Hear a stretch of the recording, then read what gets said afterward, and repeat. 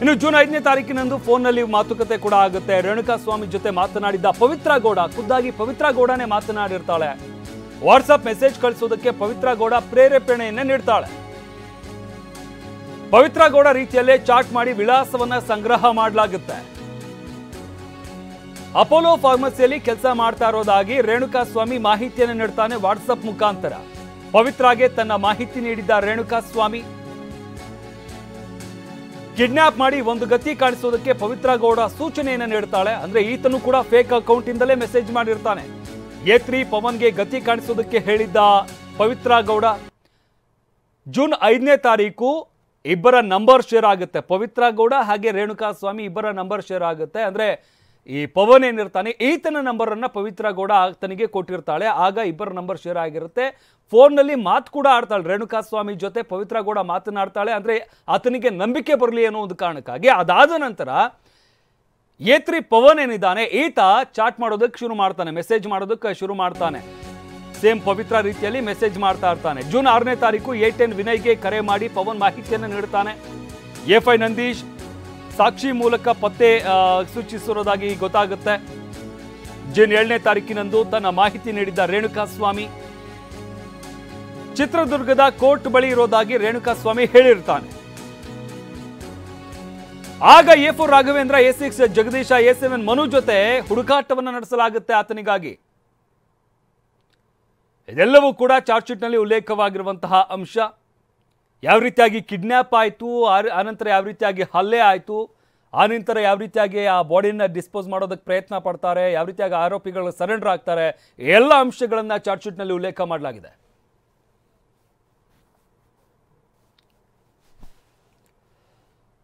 ಇನ್ನು ಜೂನ್ 7ನೇ ತಾರೀಕು ತನ್ನ ಮಾಹಿತಿಯನ್ನು ರೇಣುಕಾಸ್ವಾಮಿ ನೀಡ್ತಾನೆ. ಅಂದರೆ ತಾನು ಎಲ್ಲಿ ಅವನು ಎಲ್ಲಿ ಕೆಲಸ ಮಾಡ್ತೀನಿ, ಅಂದರೆ ಇನ್ಸ್ಟಾಗ್ರಾಮಲ್ಲಿ ಈತ ಮೆಸೇಜ್ ಮಾಡ್ತಾ ಇರ್ತಾನಲ್ಲ, ಅದು ಫೇಕ್ ಅಕೌಂಟ್ ಇರುತ್ತೆ. ಫೇಕ್ ಅಕೌಂಟ್ ಕ್ರಿಯೇಟ್ ಮಾಡಿಕೊಂಡು ಅದರಲ್ಲಿ ಪವಿತ್ರ ಗೌಡಗೆ ಈತ ಮೆಸೇಜ್ ಮಾಡ್ತಾ ಇರ್ತಾನೆ. ಆತನನ್ನು ಟ್ರ್ಯಾಪ್ ಮಾಡಿ ವಾಟ್ಸಪ್ ನಂಬರನ್ನು ಪಡ್ಕೊಂಡು ಆತನ ಮಾಹಿತಿಯನ್ನು ತಿಳ್ಕೊಡ್ತಾರೆ. ಆತ ಕೋರ್ಟ್ ಬಳಿ ಇರುವಂಥದ್ದು ಗೊತ್ತಾಗುತ್ತೆ.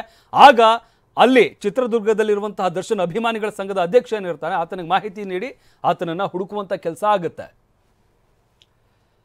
ಈ ಬಗ್ಗೆ ಮತ್ತಷ್ಟು ಮಾಹಿತಿ ನೀಡ್ತಾರೆ ನಮ್ಮ ಪ್ರತಿನಿಧಿ ರಮೇಶ್. ನಮ್ಮ ಜೊತೆ ನೇರ ಸಂಪರ್ಕದಲ್ಲಿ ಜಾಯ್ನ್ ಆಗ್ತಾ ಇದ್ದಾರೆ. ರಮೇಶ್, ಚಾರ್ಜ್ ಶೀಟ್ ಈಗಾಗಲೇ ಸಲ್ಲಿಕೆಯಾಗಿರುವಂಥದ್ದು, ಬಟ್ ಚಾರ್ಜ್ ಶೀಟ್ನಲ್ಲಿ ಏನೆಲ್ಲ ಅಂಶಗಳಿದೆ ಅನ್ನೋದು ಸಾಕಷ್ಟು ಪ್ರಶ್ನೆಯನ್ನು ಹುಟ್ಟಾಗ್ತಾ ಇರುವಂಥದ್ದು. ಏನೆಲ್ಲ ಇದೆ ಹಾಗಾದ್ರೆ?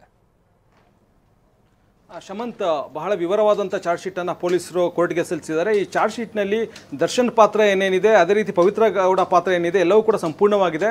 ಜೊತೆಗೆ ಈ ಕೇಸ್ ಹೇಗೆ ಷಡ್ಯಂತ್ರ ನಡೀತು, ಕೊಲೆ ಮಾಡೋದಕ್ಕೆ ಮತ್ತು ಕಿಡ್ನಾಪ್ ಮಾಡೋದಕ್ಕೆ ಮೊದಲನೇ ಹೇಗೆ ಪ್ರೀ ಪ್ಲಾನ್ ಮಾಡ್ಕೊಂಡಿದ್ರು, ಆ ಪ್ರೀ ಪ್ಲಾನ್ನ ಭಾಗವಾಗಿ ಹೇಗೆ ಒಂದು ಪವನನ್ನು ಅಂದರೆ ಪವಿತ್ರ ಗೌಡ ಹೆಸರಲ್ಲಿ ಪವನನ್ನು ಒಂದು ಅಕೌಂಟ್ ಓಪನ್ ಮಾಡಿ, ಅಂದರೆ ವಾಟ್ಸಪ್ ಅಕೌಂಟ್ಗೆ ಮೆಸೇಜ್ ಮಾಡಿಸ್ಕೊಂಡು ಹೇಗೆ ಅವನ್ನ ಕಿಡ್ನಾಪ್ ಮಾಡಲಾಯಿತು, ಮತ್ತು ಕಿಡ್ನಾಪ್ ಮಾಡೋದಕ್ಕೂ ಕೂಡ ದರ್ಶನ್ ಅಭಿಮಾನಿಗಳನ್ನೇ ಹೇಗೆ ದುರ್ಬಳಕೆ ಮಾಡ್ಕೊಳ್ಳಲಾಯಿತು, ದರ್ಶನ್ ಅಭಿಮಾನಿ ಸಂಘದ ಸದಸ್ಯನನ್ನೇ ಬಳಸಿಕೊಂಡು ಅಲ್ಲಿಂದ ಕಿಡ್ನಾಪ್ ಮಾಡಿ ಕರೆತಂದು ಹೇಗೆ ಇಲ್ಲಿ ಹಲ್ಲೆ ಮಾಡಲಾಯಿತು, ಜೊತೆಗೆ ಈ ಹಲ್ಲೆಯಲ್ಲಿ ದರ್ಶನ್ ಹೇಗೆ ಪಾಲ್ಗೊಂಡಿದ್ದ, ಅದೇ ರೀತಿ ಪವಿತ್ರ ಗೌಡ ಹೇಗೆ ಪಾಲ್ಗೊಂಡಿದ್ರು, ಇದೆಲ್ಲವೂ ಕೂಡ ಅದರಲ್ಲಿ ಸಂಪೂರ್ಣ ವಿವರ ಇದರಲ್ಲಿದೆ.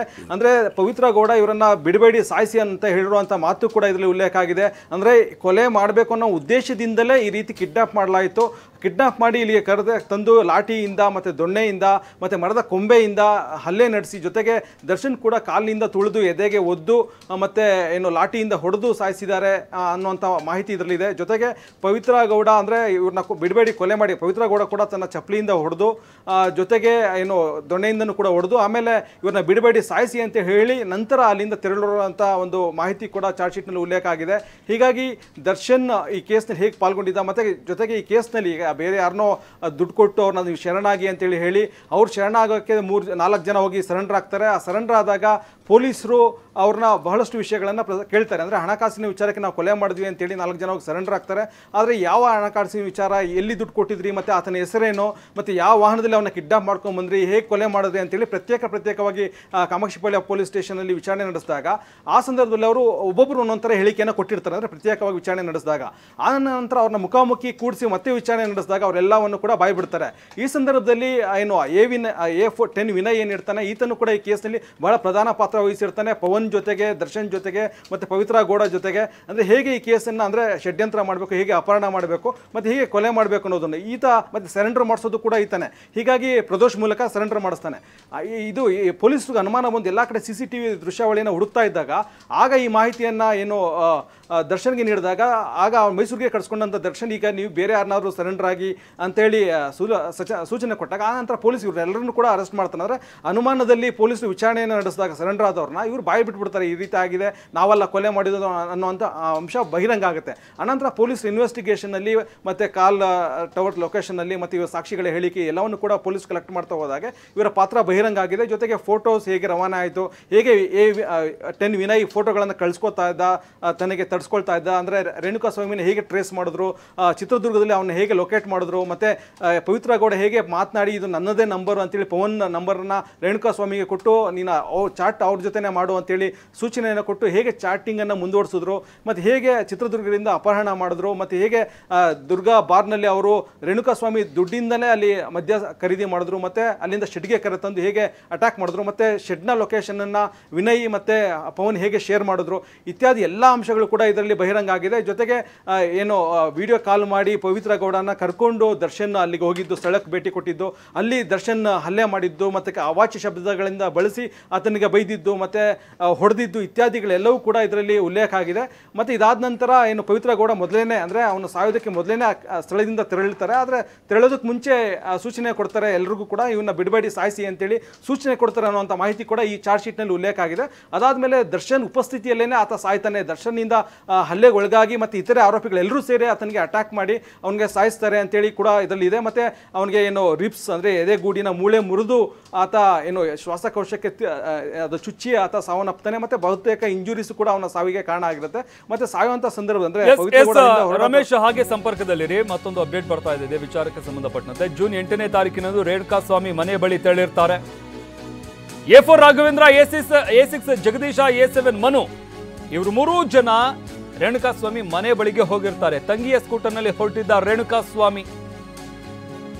ಸ್ವಾಮಿಯನ್ನ ಫಾಲೋ ಮಾಡಿದ್ದ ಆರೋಪಿಗಳು ಅಂದ್ರೆ ಮನೆಯಿಂದಲೂ ಕೂಡ ಆತನನ್ನ ಫಾಲೋ ಮಾಡ್ಕೊಂಡು ಬಂದಿರ್ತಾರೆ.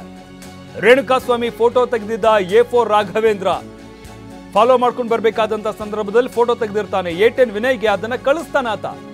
A4 ರಾಘವೇಂದ್ರ JC ಸರ್ಕಲ್ನ ಬಾಲಾಜಿ ಬಾರ್ ಬಳಿ ಕಿಡ್ನಾಪ್ ಮಾಡಲಾಗುತ್ತೆ. ಇದೆಲ್ಲವೂ ಕೂಡ ಕಿಡ್ನಾಪ್ ಯಾವ ರೀತಿಯಾಗಿ ಆಯ್ತು ಅನ್ನೋ ವಿಚಾರಕ್ಕೆ ಸಂಬಂಧಪಟ್ಟಂತೆ ಚಾರ್ಜ್ ಶೀಟ್ ನಲ್ಲಿ ಉಲ್ಲೇಖವಾಗಿರುವಂತಹ ಅಂಶ. ಎಸ್ ರಮೇಶ್ ಹೇಳ್ತಾ ಇದ್ರಿ ಯಾವ ರೀತಿಯಾಗಿ ಚಾರ್ಜ್ ಶೀಟ್ ಸಲ್ಲಿಕೆ ಆಗಿದೆ ಅಂತ. ಪ್ರಮುಖವಾಗಿ ಮೊದಲು ಕಿಡ್ನಾಪ್ ಕೇಸ್ ಇಲ್ಲಿರುವಂತದ್ದು. ಇನ್ನು ಹೈವೇ ಬಳಿಯ ಭಾರತ ಪೆಟ್ರೋಲ್ ಬಳಿ ಬಂಕ್ ಬಳಿ ಶಿಫ್ಟ್ ಮಾಡಲಾಗುತ್ತೆ ಆತನನ್ನ. ಎಟಿಯೋಸ್ ಕಾರಿಗೆ ರೇಣುಕಾ ಸ್ವಾಮಿಯನ್ನ ಶಿಫ್ಟ್ ಮಾಡ್ತಾರೆ. ಮಧ್ಯದ ಸೀಟ್ನಲ್ಲಿ ಕೂರಿಸಿಕೊಂಡು ಬೆಂಗಳೂರಿಗೆ ಆತನನ್ನ ಕರ್ಕೊಂಡು ಬರಲಾಗುತ್ತೆ. A8 ರವಿಶಂಕರ್ ಚಲಾಯಿಸ್ತಾ ಇದ್ದಂತ ಕಾರು ಮಾರ್ಗ ಮಧ್ಯೆ ನಿಲುಗಡೆ ಮಾಡಲಾಗುತ್ತೆ.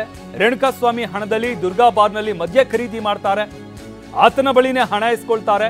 ಹೈವೇ ಬಳಿಯ ಭಾರತ್ ಪೆಟ್ರೋಲ್ ಬಂಕ್ ಬಳಿ ಶಿಫ್ಟ್ ಮಾಡಲಾಗುತ್ತೆ ಎಟಿಯೋಸ್ ಕಾರಿಗೆ ರೇಣುಕಾ ಸ್ವಾಮಿಯನ್ನ ಶಿಫ್ಟ್ ಮಾಡ್ತಾರೆ. ಅಂದ್ರೆ ಮೊದಲು ಆಟೋದಲ್ಲಿ ಕಿಡ್ನಾಪ್ ಮಾಡಿ ನಂತರ ಆತನನ್ನ ಎಟಿಯೋಸ್ ಕಾರ್ಗೆ ಶಿಫ್ಟ್ ಮಾಡ್ಕೊಳ್ತಾರೆ. ಅಲ್ಲಿಂದ ಕರ್ಕೊಂಡು ಬಂದು ದಾರಿ ಮಧ್ಯದಲ್ಲಿ ಬಾರ್ ಒಂದರ ಬಳಿ ನಿಲ್ಲಿಸಿ ರೇಣುಕಾ ಸ್ವಾಮಿ ಬಳಿನೇ ಹಣ ಇಸ್ಕೊಂಡು ಆ ಹಣದಲ್ಲೇ ಎಲ್ಲರೂ ಪಾರ್ಟಿ ಮಾಡ್ತಾರೆ, ಕುಡಿತಾರೆ. ಎಸ್ ರಮೇಶ್ ಹೇಳ್ತಾ ಇದ್ರಿ ಚಾರ್ಜ್ ಶೀಟ್ ನಲ್ಲಿ ಏನೆಲ್ಲ ಅಂಶಗಳು ಉಲ್ಲೇಖವಾಗಿದೆ ಅನ್ನೋ ವಿಚಾರಕ್ಕೆ ಸಂಬಂಧಪಟ್ಟಂತೆ ಪ್ರಮುಖವಾಗಿ ಇಲ್ಲಿ ಕಿಡ್ನಾಪ್ ಕೇಸ್ ಕೂಡ ದಾಖಲಾಗಿರುವಂಥದ್ದು. ಹಾಗಾದ್ರೆ ಕಿಡ್ನಾಪ್ ಕೇಸ್ಗೆ ಸಂಬಂಧಪಟ್ಟಂತೆ ಏನೆಲ್ಲ ಅಂಶಗಳು ಉಲ್ಲೇಖವಾಗಿದೆ? ಶಮಂತ್, ಈ ಕೇಸ್ನಲ್ಲಿ ಅಂದರೆ ಪವಿತ್ರ ಗೌಡ, ದರ್ಶನ್ ಮತ್ತು ವಿನಯ್ ಮತ್ತು A3 ಮೇಲೆ ಕೂಡ ಅಂದರೆ ಪವನ್ ಮೇಲೆ ಕೂಡ ಈ ಕಿಡ್ನಾಪ್ ಆರೋಪ ಇದೆ. ಯಾಕೆಂದರೆ ಇವರೆಲ್ಲರೂ ಕೂಡ ಷಡ್ಯಂತ್ರ ನಡೆಸಿ ಇದನ್ನು ಬೇರೆ ಅಂದರೆ ಒಂದು ಷಡ್ಯಂತ್ರ ಮಾಡಿ ಅವನನ್ನು ಪವನ್ನನ್ನೇ ರೇಣುಕಾ ಅಂದರೆ ಈಗೇನು ಚಾಟ್ ಮಾಡ್ತಾ ಇದ್ದ ಪವಿತ್ರ ಗೌಡ ಹೆಸರಲ್ಲಿ ಆತ ಚಾಟ್ ಮಾಡ್ತಾ ಇದ್ದ. ಹೀಗಾಗಿ ಅವನನ್ನು ಒಂದು ರೀತಿ ದಾರಿ ತಪ್ಪಿಸಿ ಆತನನ್ನು ಅಲ್ಲಿಂದ ಕಿಡ್ನಾಪ್ ಮಾಡ್ಕೊಂಡ್ಬರ್ತಾರೆ. ಕಿಡ್ನಾಪ್ ಮಾಡ್ಕೊಂಡು ಬರೋದಕ್ಕೂ ಕೂಡ ಮುಂಚೆ ಅವನ ಫೋಟೋನ ತೆಗೆದು ವಿನಯ್ಗೆ ಕಳಿಸಿ ಒಂದು ರೀತಿ ಕನ್ಫರ್ಮೇಷನ್ ತೊಗೊಳ್ತಾರೆ. ಅಂದರೆ ಪವನ್ ಮತ್ತು ವಿನಯ್ಗೆಲ್ಲ ಕಳಿಸಿ ಆ ಫೋಟೋವನ್ನು ಕನ್ಫರ್ಮೇಷನ್ ಇವನೇನಾ ಅವನು ಅನ್ನೋದನ್ನು ಕನ್ಫರ್ಮೇಷನ್ ತೊಗೊಂಡು ಅಲ್ಲಿಂದ ಅವನನ್ನು ಕಿಡ್ನಾಪ್ ಮಾಡ್ಕೊಂಡು ಮಾಡ್ಕೊಂಡು ಬಂದು ಅಂದರೆ ದರ್ಶನ ಅಭಿಮಾನಿ ಸಂಘದ ಸದಸ್ಯರನ್ನೇ ಬಳಸ್ಕೊಂಡು ಅದು ಕಿಡ್ನಾಪ್ ಮಾಡಿಕೊಂಡು ಬೆಂಗಳೂರಿಗೆ ಕರೆ ತರಬೇಕಾದ್ರೆ ಏನೇನಾಗುತ್ತೆ, ಆತನಿಗೆ ದಾರಿಯಲ್ಲೇ ಹಲ್ಲೆ ಮಾಡ್ತಾರೆ. ಹಲ್ಲೆ ಮಾಡಿದು ಅವನ ಹತ್ರ ಇದ್ದಂಥ ಒಂದು ವಸ್ತುಗಳನ್ನು ಕಿತ್ಕೊಳ್ತಾರೆ. ಮತ್ತು ಅವನ ಒಂದು ಕರಡಿಗೆ ಇರುತ್ತೆ, ಅವ್ರ ಪೂಜೆಗೆ ಬಳಸುವಂಥ ಕರಡಿಗೆ, ಅದನ್ನು ಕೂಡ ಕಿತ್ಕೊಳ್ತಾರೆ.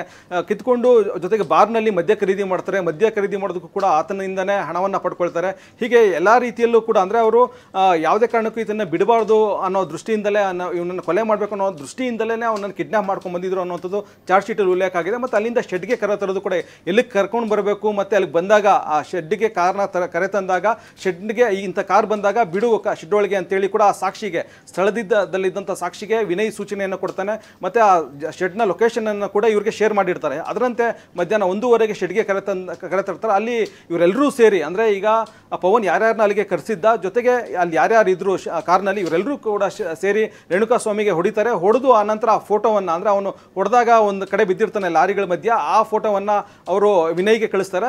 ವಿನಯ್ ಅದನ್ನು ಏನು ಈ ಮಾಹಿತಿಯನ್ನು ದರ್ಶನ್ಗೆ ಕೊಟ್ಟು ದರ್ಶನ್ ಮತ್ತು ಏನು ಪವಿತ್ರ ಗೌಡ ಎಲ್ಲರೂ ಕೂಡ ಸ್ಪಾಟ್ಗೆ ಬಂದು ಮತ್ತೆ ಕೂಡ ಹೊಡಿತಾರೆ. ಈ ರೀತಿ ಬಹಳ ವಿವರವಾದಂಥ ಒಂದು ಚಾರ್ಜ್ ಶೀಟ್ನಲ್ಲಿ ಉಲ್ಲೇಖ ಆಗಿದೆ. ಜೊತೆಗೆ ಇವರು ವಾಟ್ಸಪ್ನಲ್ಲಿ ಏನೇನು ಮೆಸೇಜನ್ನು ಸೆಂಡ್ ಮಾಡಿದ್ರು ಮತ್ತು ಪವಿತ್ರ ಗೌಡ ಜೊತೆ ಇದ್ದಂಥ ಚಾಟ್ ಎಲ್ಲವೂ ಕೂಡ ಇದರಲ್ಲಿ ಬಹಿರಂಗ ಆಗಿದೆ.